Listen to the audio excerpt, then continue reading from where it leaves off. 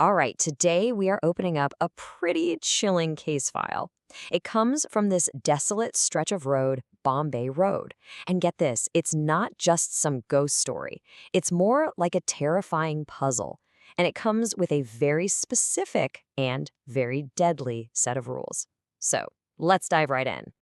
You know, some journeys, as our protagonist is about to find out, well, they're doomed to repeat themselves. This one line just sets this incredibly chilling stage for a night of just relentless horror. A night where the end of the road, that's really just the beginning. So, you'd think a story like this starts with a choice. But for our main character, a guy named Arjun, there really wasn't much of a choice at all. I mean, he was completely cornered by his circumstances, forced to take this job that, well, literally everyone else knew to stay away from. And the setup here is absolutely crucial. You gotta understand, Arjun isn't some thrill seeker looking for ghosts. He's a student, and he's in a really, really desperate situation. He's lost his scholarship, he's like 3 months behind on tuition, and on top of all that, his mom is sick at home. So this isn't about adventure for him. It's about pure survival. And that desperation, well, it makes his decision to work at this notorious petrol pump totally understandable, even if, it's probably a fatally bad idea. And this slide, it just captures his conflict perfectly, right? His friend Bhaskar is literally pleading with him, saying things like, that place isn't good and strange things happen there. But for every single warning his friend gives him, Arjun's reality just screams louder. I have no choice. He has to do this. So he just walks into the night with this terrible mix of hope and, I think, a whole lot of dread. Okay, so Arjun gets to this totally deserted petrol pump. His new boss calls him, and after a super brief conversation, gives him this really strange and urgent instruction. He says, find the old red diary in the office drawer, and you have to follow its rules to the letter. No questions asked. Weird, right? And inside this diary, he finds the rules. And let me tell you, these are not your typical employee guidelines. They are bizarre, they're super specific, and honestly, they're deeply unsettling. Never ask a customer their destination. Okay, don't tell a car with its headlights off to turn them on. And then it gets really ominous. Instructions about impossibly cold money, locking everything down after 3 a.m., and then this final, absolutely terrifying warning about a car horn, a signal that your fate is basically sealed. Yikes. I mean, this is the question that has to be screaming in Arjun's mind, and in ours too, right? What kind of place needs rules like these? These are clearly not for dealing with angry customers. They're for dealing with something else entirely. That diary isn't a rulebook. It's a survival manual for a haunting. And wouldn't you know it, it doesn't take long for the first test to arrive. As Arjun is just starting to settle in, the neon lights outside start flickering like crazy. And then, out of this oppressive darkness, a black Alto car, headlights completely off, just rolls silently up to the pump. So Arjun, his heart is just pounding in his chest. He goes and fills the tank. And a voice from inside the car asks, where does this road go? Now he remembers the rule, so he gives this cryptic answer. Some roads never end. But then, the car window rolls down so the driver can pay. And what he sees, it's just no. The hand holding out the money isn't flesh and blood. It is the bleached white bones of a skeleton. And the money, it's ice cold, colder than anything natural should be. And in this state of just pure terror, somehow, rule number 3 pops into his head. He snatches the notes, and as the car just drives off, he rushes inside and shoves the strange money into that specific, old, rusty cash box. The rules are real.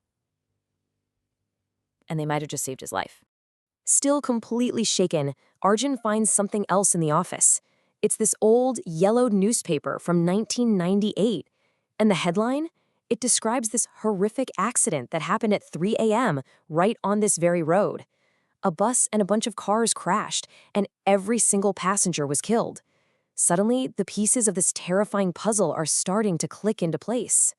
So, as the clock ticks closer and closer to 3 a.m., what we now know is the most dangerous hour, according to both the rules and that newspaper, the whole atmosphere just becomes electric with dread.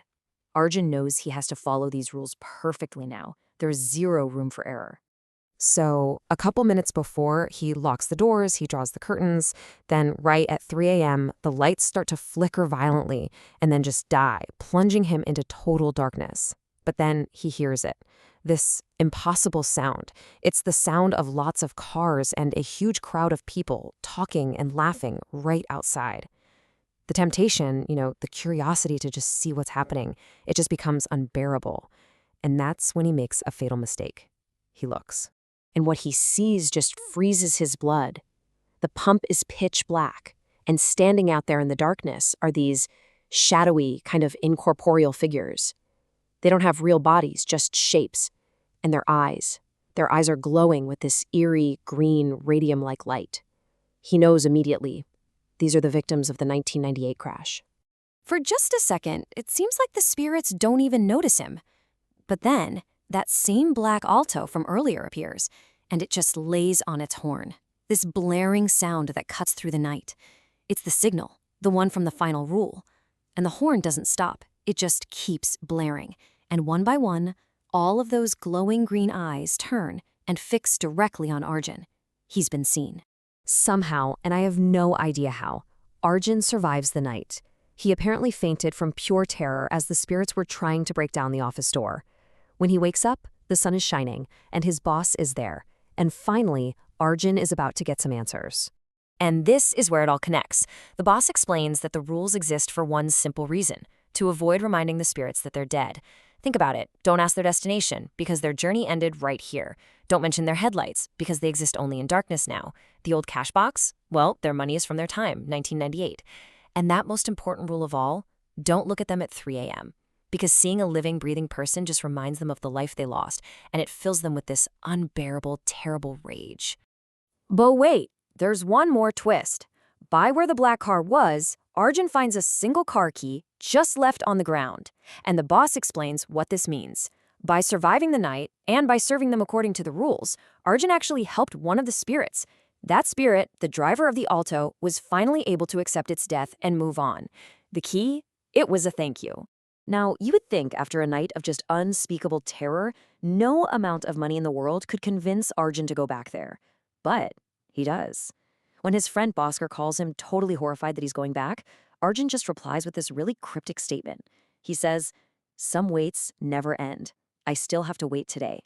It's like his own journey has completely changed. And that's the question we're left with. After everything he went through, why on earth does he go back? Is he waiting to try and help the other spirits find peace one by one?